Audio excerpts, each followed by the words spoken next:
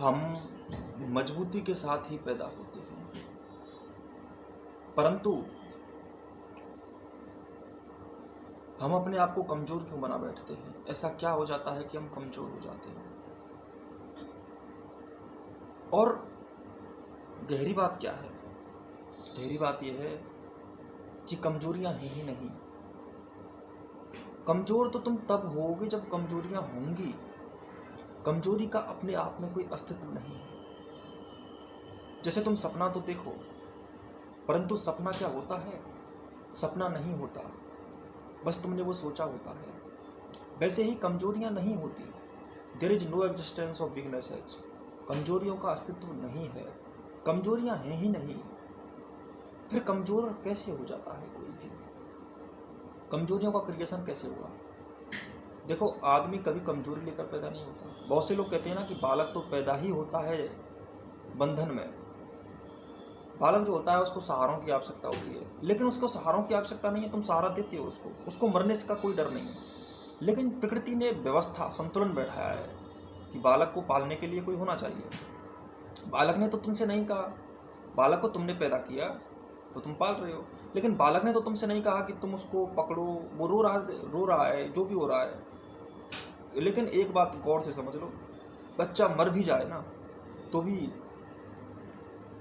उसको तुम्हारे बराबर दर्द नहीं होता, क्योंकि बालक दर्द जानता नहीं है। दर्द पैदा तब होता है जब तुम ये जान जाते हो कि दर्द है। दर्द का अस्तित्व तुम बना देते हो। तुम्हें एक बात समझ लेनी चाहिए कि बालक के सामने शेर भी आ जाए तो वो उससे डरेगा नहीं, पर एक समझदार आदमी, क्योंकि उसने जाना है कि कुछ शेर के सामने जाने से कुछ उसको होगा, वो मार देगा शेर उसको, इसलिए डर है उसके अंदर, तो डर क्रिएट हो जाता है। लेकिन डरों के पार भी हुआ जा सकता है। देखो, अब यहाँ पर तुम कहोगे कि भाई शेर से तो डरना ही चाहिए। शेर से डरना नहीं चाहिए, शेर से सावधान रहना चाहिए। सावधानी, बेवकूफ़ी और बहादुरी में थोड़ा सा अंतर होता है। यहाँ पर जो शेर के सामने जाएगा सावधान नहीं, वो असावधान हो जाएगा, वो बेवकूफ़ी करेगा। यहाँ शेर के सामने खड़े हो जाना कोई बहादुरी नहीं है, वहाँ से चले ही जाना चाहिए। लेकिन इसका अर्थ यह नहीं है कि तुम डर गए, तुम डर कर जा रहे हो। डर अलग चीज़ है भाई। डर का अर्थ होता है कि जहाँ तुम रुक सकते थे, जहाँ तुम लड़ सकते थे, तुम वहाँ से भागे। वहाँ से भाग जाना जहाँ तुम कुछ कर सकते थे, जहाँ तुम्हारे कुछ बदल डालने की संभावना थी, वहाँ से भाग जाना डर होता है। डर ये नहीं होता है कि तुम शेर के सामने से नहीं भागे। सांप तुम्हारे सामने आ गया और तुम भाग नहीं रहे हो तो तुम निडर हो गए। तुम निडर नहीं, तुम बेवकूफ़ हो गए। निडरता अलग चीज़ होती है। निडरता मूर्खता नहीं है।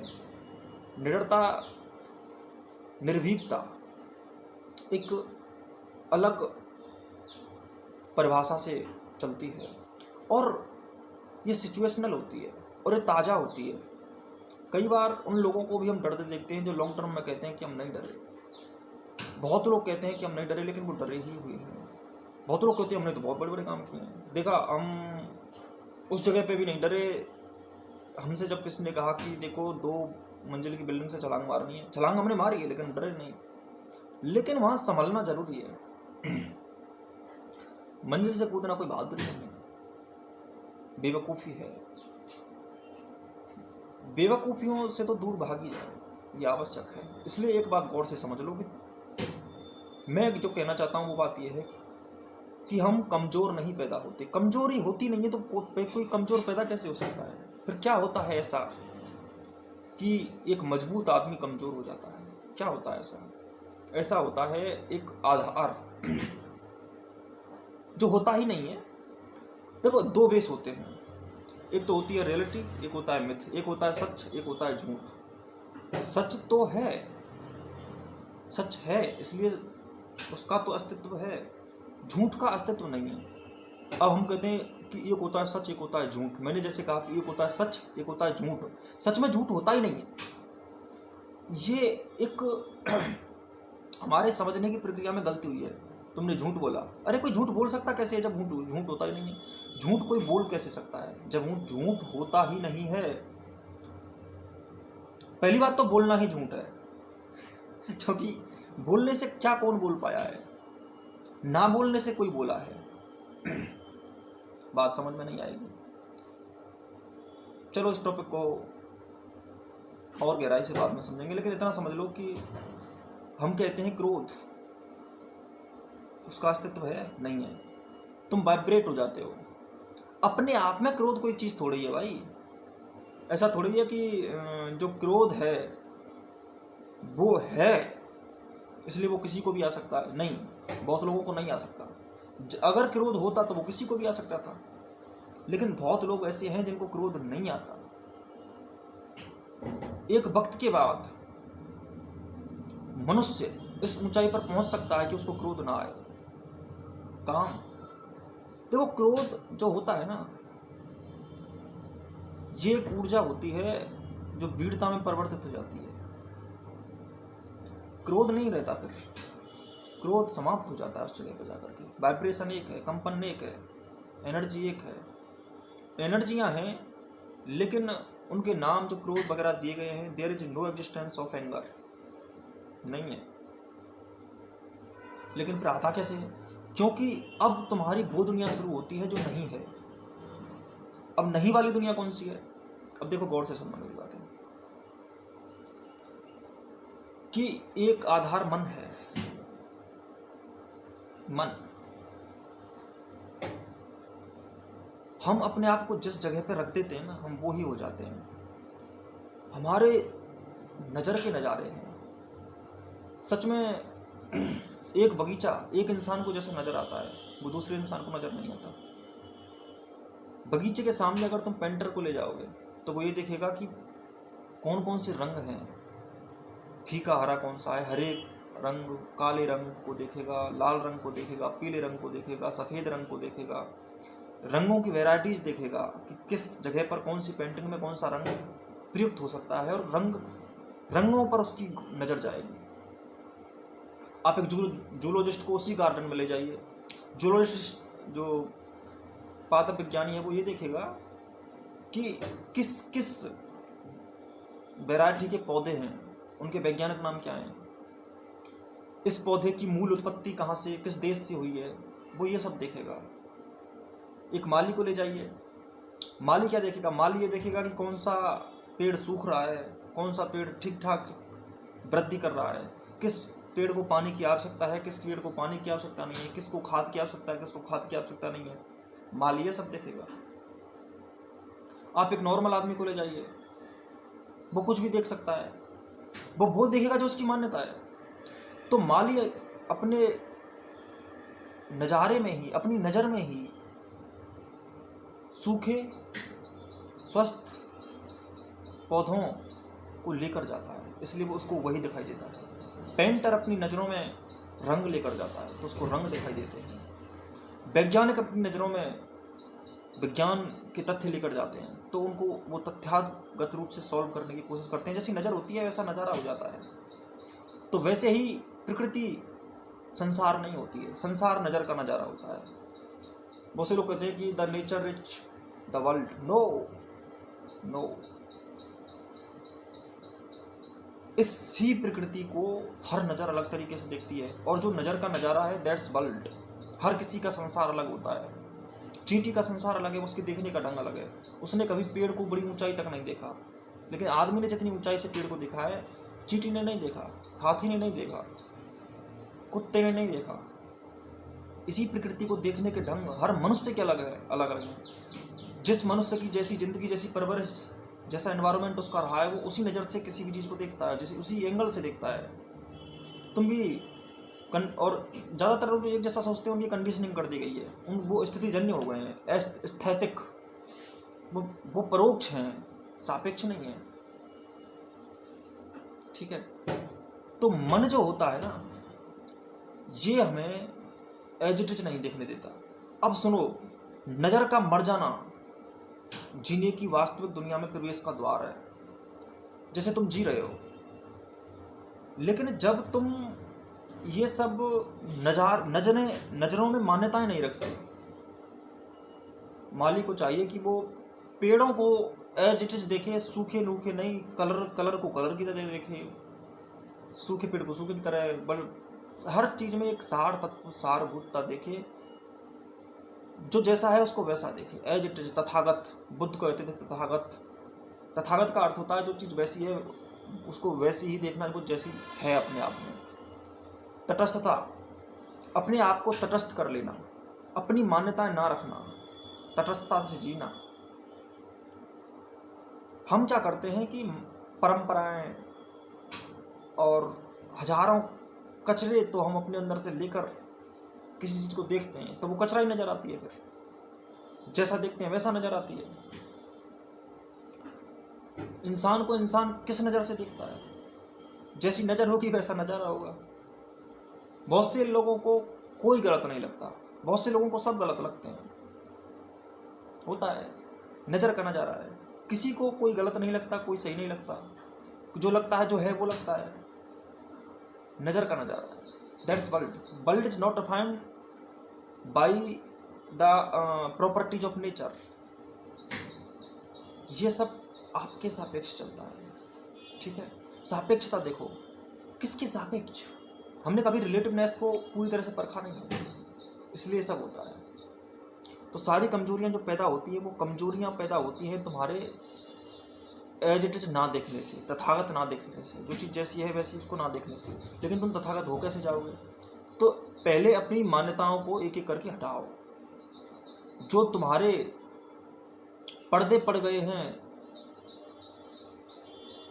समझने, इंटेलिजेंस की खोल जो तुम्हारे ऊपर मड़ गई है, जो पटल छा गया है, जो पूरी तरह से, जैसे एक संकेंद्रीय व्रत होते हैं ना, संकेंद्रीय व्रत, 1 व्रत, 2 व्रत, 3 व्रत, 4 व्रत, ऐसे बहुत सारे संकेंद्रीय व्रत बनाए जाएं और केंद्र उसके बीच में है। एक केंद्र को कितने व्रतों ने, कितनी परतों ने जकड़ लिया है। ठीक वैसे ही तुम्हें पता है जब एक परत जकड़ लेती है ना तो केंद्र बीच में आ जाता है, तो उसको कुछ दिखाई नहीं देता। ठीक वैसे जो रियलिटी है, तथागतता है, एज इट इज है, जो ट्रुथ है, उसको ये परतें एक एक करके, तुम सोचो एक ही परत इतना ढक देती है तो इतनी सारी परतें कितना ढकेंगी। इन परतों का क्रिएशन, इन परतों का निर्माण मन है, और जो सच में जीना चाहता है उसको इन परतों को उखाड़ कर फेंक देना पड़ता है। इसकी परतें जल जाती हैं। जैसे जैसे तुम हकीकत को देखते जाते हो, उसको एज इट इज देखते जाते हो, ये परतें नष्ट होती चली जाती हैं, इनका विनाश होता चला जाता है। तो जब ये परतें पूरी तरह से, जैसे तुम्हारी आदत है, वो एक परत है। आदत का लगना क्या है? परत है। जो रियलिस्टिक होते हैं, जो इंटेलेक्चुअलिटी यानी कि विवेक, जो बोधि पुरुष होते हैं, जो समझ चुके होते हैं परतों की क्रिएशन को, वो लोग मान्यताएं नहीं रखते, उनके ऊपर कोई परत नहीं होती, और परतों से गुलामी पैदा होती है, परतों से वीकनेसेस पैदा होती हैं। ये सारी जो सर्टेन्स हैं, पर्दे हैं, your curtains is directly proportional to your weaknesses. तुम्हारे ऊपर जितने पर्दे हैं तुम उतने ही कमजोर हो। साइकोलॉजिकल वर्ल्ड में जो मेंटल डिसऑर्डर्स होते हैं, ये सारी परतें ही हैं। मैं कहता हूँ कि अगर मन नहीं होगा तो मनोविज्ञान कैसे होगी? इसलिए जितने भी मनोवैज्ञानिक घूम रहे हैं, अगर तुम्हें वो ये नहीं सिखाते कि इन परतों का विनाश ही कर डालो, वो क्या करते हैं? तुम्हारी बीमारी के वृक्ष की डालियां काट देते हैं, लेकिन उस बीमारी की जड़ें नहीं काटते। ये परतें ऐसी हैं जो बीज दर बीज बढ़ती रहती हैं। इसलिए यह मत समझना कि कोई भी साइकोलॉजिस्ट या कोई साइकेट्रिस्ट तुम्हारी परतों को ख़त्म कर सकता है। अगर तुम ट्रुथ के वर्ल्ड में, रियलिटी के वर्ल्ड में, यानी उस केंद्र में देखो, फिजिक्स में मैं 2 बातें पढ़ता था, सेंट्रीपिटल एंड सेंट्रीफ्यूगल। इसका अर्थ होता है 2 बल होते हैं, एक तो होता है अपकेंद्रीय बल, एक होता है अभिकेंद्रीय बल, जो केंद्र की तरफ लगता है और जो केंद्र से विपरीत लगता है। तो जितना तुम केंद्र से विपरीत होते चले जाओगे उतना तुम परतों में, झूठों में फंसते चले जाओगे, और जितना तुम अपनी डायरेक्शन को उल्टा कर लोगे, यानी कि जितना तुम केंद्र की तरफ चलते चले जाओगे, केंद्र की तरफ खींचता है ना, जो बल केंद्र की तरफ खींचता है, जो वो सेंट्रीपिटल होता है, सेंटर की तरफ जो खींचता है। तो जो सेंटर की तरफ खींचता है, सेंटर माने ट्रुथ, और तुम्हारा जीवन, जो तुम्हारे जीवन की जीने की प्रक्रिया है, जीने की प्रक्रिया का अर्थ ही होता है कि तुम उसकी तरफ चले जाओ। सही जीवन जीने का अर्थ क्या है? उस सेंटर की ओर जाना, back to your own existence, your own centre. Your own centre you are on, you are you are in. If you are, then you are not external, you are totally internal. If you are internal, that you can put your existence in external. So your external and internal is just one. तभी वो एक हो जाते हैं जब तुम तुम्हें बात बताओ, तुम कहते हो कि हमारी पतंगों की 50 डोरियां हैं तो हम पतंग उड़ा पाएंगे। हमारी पतंग की एक डोरी होनी चाहिए और वो पकड़ में भी आनी चाहिए। हम इस जिंदगी की पतंग को तभी उड़ा सकते हैं जब उस हम डोरी को पकड़ लें, और डोरी को पकड़ करके जो पतंग उड़ेगी, यानी कि केंद्र हमारे हाथ में होगा, परतियाँ घूमती रहेंगी। तुम परतों के साथ खेलना सीख जाओ तो परतें फिर बनती नहीं है, फिर परतों के साथ खेलना रह जाता है। संसार में जीना फिर खेलना रह जाता है। तो उससे पहले जो होता है, उससे पहले क्या होता है, उससे पहले जब तक तुम सेंटर पर नहीं पहुंचे हो, जब तक तुमने पतंग का धागा नहीं पकड़ा है, पतंग माने जिंदगी, मतलब तुम्हारी जिंदगी का धागा पकड़ लिया तुम। अगर तुमने तुम्हारी जिंदगी का धागा पकड़ लिया तो तुम्हारा जीवन एक सुंदरता के साथ आकाश में उड़ेगा, पतंग की तरह। और अगर तुमने धागा नहीं पकड़ा तो तुम्हारी पतंग उड़ेगी ही नहीं। जैसे पतंग जब टूट जाती है ना, तो वो जब जाने कहाँ गिर जाती है, वैसे ही तुम गिर जाओगे। इसलिए पतंग को पकड़ो, तो इस ट्रुथ को पकड़ो। तो जैसे मैं कह रहा हूँ कि सब मजबूत पैदा होते हैं, इसका अर्थ होता है कि वो ट्रुथ में पैदा होते हैं। पैदा होना गलत नहीं है। जीवन पुरुष प्रकृति के भी पार है, तो जीना तो एक बहुत अच्छी बात होती है, पर जीने का ढंग केंद्र बिना नहीं आ सकता। और रियलिटी इज दैट कि जब तुम अपनी मान्यताएं नहीं रखे थे तो तुम ट्रुथ में थे, और जब तुमने मान्यताएं रखी तो तुम ट्रुथ से, सत्य से दूर बढ़ते चले गए। तुम्हारी परतें ज़्यादा बढ़ती चली गई। अब ये परतें जितनी भी बढ़ी हैं उतने तुम झूठे वर्ल्ड में प्रवेश कर चुके हो। इसलिए इस झूठे वर्ल्ड को तुम्हें परत दर परत जी करके, और जीने का ढंग ऐसा होना चाहिए कि हम रोजाना अपनी एक एक वृत्ति, हम रोजाना क्या, हम हर पल हर दिन हर क्षण हमारे जीने का, जब तक हम सेंटर तक नहीं पहुंचे, हमारे जीने का ढंग ऐसा होना चाहिए कि हम सेंटर तक पहुंचें। और जब सेंटर तक पहुंच गए तो वहां से फिर अलग वर्ल्ड पैदा होता है। उसकी बात मैं तुम्हें बाद में बताऊंगा, क्योंकि अभी तुम इतना ही समझ लो तो काफ़ी है। अभी फिर ज़्यादा हो जाएगा, फिर बहुत झीला हो जाएगा। तो कुल मिलाकर मैं इतना ही कहना चाहता हूँ कि तुम जितनी भी कमजोरियाँ रखते हो वो ये परतें ही मन है, और हमें मन बिना जीना है, मनहीन होना है। मन को अलविदा कहना है, बाय। जब तक मन को बाय नहीं कहोगे, मन ही तुम्हारे लिए हाय हाय कहता रहेगा। हाय, तुम जी कैसे लेते हो? तुमने तो अभी जीवन की दिशा भी तय नहीं की है, जीवन की दिशा तक को तय नहीं किया, फिर भी जी लेते हो। ना सेंट्रिपिटल हो, पता भी नहीं है क्या है, कंडीशनिंग है। हमने अपने आप को किसी चीज में रख दिया है, परतों में, किसी परत में। परत का वही नाम हो जाता है जिस परत में तुम अपने आप को रख देते हो। परतों की अनलिमिटेड नाम है। जैसे बॉडी, शरीर, तुमने अपने ट्रुथ को शरीर में रखा तो तुम शरीर हो गए।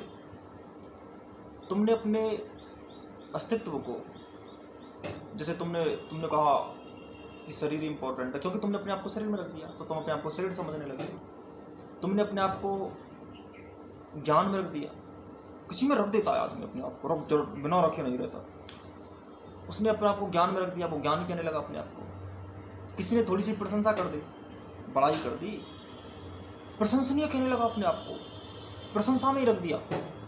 किसी ने बुराई कर दी, बुराई में रख दिया अपने आप को। किसी ने थोड़ा सा परेशान किया, परेशानी में अपने आप को रख दिया, परेशान हो गया बाबा बेचारा, क्या करे। किसी ने गालियाँ दे दी, वो अपने आप को समझने लगा, गालियों में रख दिया अपने आप को, गालियों का एक जरूरत अफसर बना बैठा। किस किस को नहीं रखते लोग अपने आप को? विद्या में रख देते हैं, वो विद्वान समझते हैं। टीचिंग में रख देते हैं, टीचर समझते हैं। प्रोफेशंस किसी में रख दो, कोई एक्टिंग में रख देता है, अपने आप को एक्टर समझता है। रियलिटी इज दैट कि वो ट्रुथ है, उसके अलावा उसका कोई एग्जिस्टेंस नहीं है। बाहरी परतों के नाम अलग अलग हैं। इन परतों से देखो, परतों के साथ खेलो, लेकिन परतों के साथ खेलना आए तब ना, पतंग का धागा हाथ में आए तब उड़ाओगे ना, उससे पहले कैसे उड़ाओगे? खेलो, लेकिन खेलना सीख तो जाओ। और सच्चाई है, तुम अगर अपने आप को किसी चीज़ में रख देते हो ना, जाने बिना तुम रख भी नहीं पाते। कौन शिक्षक पूरा शिक्षक बना? कौन प्रशंसा सुनने वाला पूरी प्रशंसा सुन सका? प्रशंसा में बह गया, सुन ही नहीं पाया प्रशंसा। प्रशंसा वही सुन सकता है जिसमें प्रशंसा सहने की आदत हो। बुराई कौन सुन सका? बुराई से जो बह गया हो वो बुराई भी नहीं सुन सकता। तुम बुरे भी नहीं हो सकते, तुम्हारी इतनी भी औकात नहीं है फिलहाल कि तुम बुरे हो जाओ। तुम सपने भी नहीं देख सकते, क्योंकि सपने देखना भी एक कला होती है। जब तक तुम सेंटर में नहीं आता तुम हो ही नहीं, तुम हो ही नहीं, तुम जी ही नहीं सकते। इसलिए कठिन नहीं है, बड़ा ईजी है भाई। पढ़ते हैं हमें धीरे धीरे समझ नहीं है, समझ और जानकर ही पढ़ते टूटती हैं। कोई भी आदत नहीं छोड़ पाते तुम, और तब तक नहीं छोड़ पाते जब तक कि तुम्हें पता ना लग जाए कि इस आदत में है क्या। मैं आदतें नहीं रखता, मैं अपनी आदतें कभी भी बदल देता हूँ। और वैसे भी बदल क्या देता हूँ, बदलने की जरूरत ही नहीं है, मैं रखता ही नहीं हूँ। मैं कुछ भी कर लेता हूँ किसी भी टाइम। मुझे अच्छा लगता है सुबह जागना तो जाग जाता हूँ, अच्छा लगना चाहिए। लेकिन हाँ, जो बुरा है वो बुरा ही लगेगा। तो अच्छी ही आदतें हैं, लेकिन उनकी कोई ऐसी, उनसे चिपक नहीं गया हूँ मैं आज़ाद हूँ। ना मुझे अच्छी आदत पकड़ सकती है, ना बुरी आदत पकड़ सकती है। आउट। मैं इतना ही कहना चाहता हूँ कि हम क्या, हर इंसान अद्वितीय है, हर इंसान की ताकतें अलग अलग हैं। कोई भी कमज़ोर नहीं होता, और अद्वितीय इतना होता है कि वो अपने अनुसार ढले ना, तो वो अकेला है जो उस जैसा है। वो एक है, उस जैसा कोई और नहीं, उस जैसा कोई हो भी नहीं सकता, क्योंकि वो अपने अस्तित्व की आग से उत्पन्न हुआ है। अस्तित्वगत एक होने के बाद अगर डिफरेंशिएशन के आधार पर हम सब अलग हैं, तो हर कोई अपने आप में विलक्षण है। और उसमें वो जो विलक्षणता है, जैसे सबके चेहरे अलग होते हैं ना, ठीक वैसे ही सबकी ताकतें, सबके अंदर एक अजीब सा ताकत का भंडार है जो उसी में हो सकता है, उसी टाइप का है। उस तक तुम जब तक अपने आप को नहीं जानोगे, उस रियल पावर को जो तुम हो, कोई इंसान वही होता है जो कुछ ऐसा उसमें ऐसा होता है कि वो ही कर सकता है, वो कोई और वैसा नहीं कर सकता। कुछ चीज़ें ऐसी होती हैं कि एक विशेष इंसान ही कुछ कर सकता है, उसी को वो ही कर सकता है, कोई और नहीं कर सकता उस चीज़ को। तो ऐसा जो अद्वितीय तुम में ही है, तुम ही जो कर सकते हो, तुम्हारे अलावा कोई और नहीं कर सकता, वो सब में अलग होता है। और तुम सब अद्वितीय हो, और अपनी अद्वितीयता को जो पा लेता है वो अपना पूरा जीवन जीता है, अपने आप में पूरा जीता है।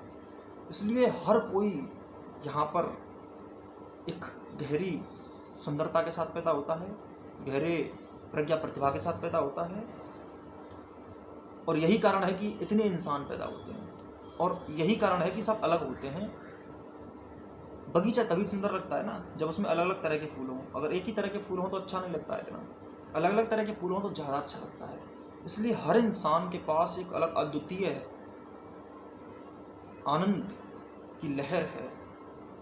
देखो, एक बेस पर जितने भी महान पुरुष हुए हैं वो एक ही है सार तत्व में तो सभी एक हैं, लेकिन अद्वितीयता के आधार पर सब अलग हैं। जैसे कृष्ण कहते हैं कि युद्ध कर अर्जुन, क्योंकि स्थिति ही ऐसी पैदा हुई।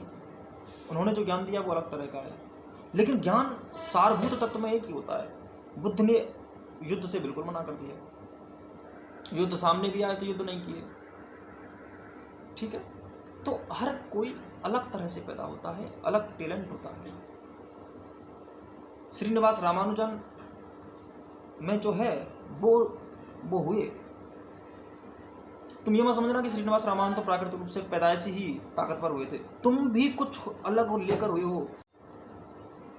तो ये कुछ लाइनें लिखी थी अगर तुम्हारी लाइफ में कुछ परिवर्तन का वक्त आ रहा है तो उसको आने दो, भागो मत यार। वही बात हो गई, तुम ना मिलो तो हम घबराएं, मिलो तो आंख चुराएं, हमें क्या हो गया है। तो अगर आंख मिलाने का वक्त आया है तो आंख मिला लो, चुराओ मत, रियलिटी से भागो मत। बंदर थोड़ी हो तुम, बेवकूफ़ाना हरकत ना करो, रियलिटी के पास आ जाओ। ओके, लेकिन तुम उसको दबा डालते हो, क्यों भींच देते हो उसको। नहीं, ऐसा ना करो। आओ सामने, रियलिटी को ग्रहण करो और जीने की दिशा तय करो। और तुम मजबूत हो, अद्वितीय हो, अलग हो। चलो कुछ लाइनें सुना देता हूँ। कुछ लाइनें हैं। मजबूत था जो वो हुआ मजबूर कैसे, राजा था तू हो गया अब रंग कैसे। अमृत बरसा में भी तू रूखा रहा, अमृत बरस रहा है, रूखे क्यों हो। तुम भी अपना सेंटर पकड़ लो, ट्रुथ पकड़ लो। अमृत बरसा में भी तू रूखा रहा, जाने किन किन भोगों से तू नत हुआ है, झुक गया है। जाने किन किन भोगों से तू नत हुआ है, भोगों का मतलब है अपनी परतों में। अमृत वर्षा में भी तू रूखा रहा, जाने किन किन भोगों से तू नत हुआ है। रिश्ते रोगों भोगों ने चूसा तुझे, रिश्ते रोगों भोगों ने चूसा तुझे, लोग सपन मन तन तेरी आदत हुआ है। लोगों ने, सपनों ने, मन ने, रिश्तों ने, भोगों ने तुझे चूस लिया है, तेरे ऊपर अनंत परतें बना दी हैं। इसलिए तू अपने सेंटर रूपी आनंद, केंद्र रूपी आनंद से पिछड़ गया, इसलिए इसको पकड़। जब खिसक कर गिर रहा था गर्त में, जिस समय पर, जिस वक्त पर तू गर्त में गिरता है ना, उसी वक्त पर तू शीर्ष पर भी पहुंच सकता था। वो छोटा सा पल होता है जहां से तू मुड़ जाता है। जब खिसक कर गिर रहा था गर्त में, शीर्ष पर निज शीर्ष को लेता सजा। शीर्ष पर यानी कि सर्वोच्चता पर, शीर्ष पर निज शीर्ष को लेता सजा। तेरा शीर्ष पर पहुंच सकता था, पर बहना तेरा क्षणिक मिथ्यानंद में, छोटी सी मन की कंडीशनिंग में, स्थितियों में, जो झूठे आनंद हैं जो लोगों ने तुझे सिखा दिए हैं। पर बहना तेरा क्षणिक मिथ्यानंद में, कोमल सा मन जान तेरा मद हुआ है। कोमल सा मन जाल तेरा, जो मन तेरा जाल है वही मन का जाल तेरा मद बन गया है। पकड़ ले सुलझाव सहजता सार को, पकड़ ले उसी को, सहजता सुलझाव सार, ट्रुथ, रियलिटी, प्रेम, सब वही है जिसे हम केंद्र अभी जिसका नाम दे रहा हूँ। पकड़ ले सुलझाव सहजता सार को, खो जाती है बारदी में बूंद जैसे। जैसे समुद्र में बूंद खो जाती है, वैसे तू उस सेंटर में खो जाती है बारदी में बूंद जैसे। मजबूत था जो वो हुआ मजबूर कैसे, राजा था तू हो गया अब रंक कैसे। तो ये कुछ लाइनें लिखी थी। अगर तुम्हारी लाइफ में कुछ परिवर्तन का वक्त आ रहा है तो उसको आने दो, भागो मत यार। वही बात हो गई, तुम ना मिलो तो हम घबराएं, मिलो तो आंख चुराएं, हमें क्या हो गया है। तो अगर आंख मिलाने का वक्त आया तो आंख मिला लो, चुराओ मत, रियलिटी से भागो मत। बंदर थोड़ी हो तुम, बेवकूफ़ाना हरकत ना करो, रियलिटी के पास आ जाओ। ओके।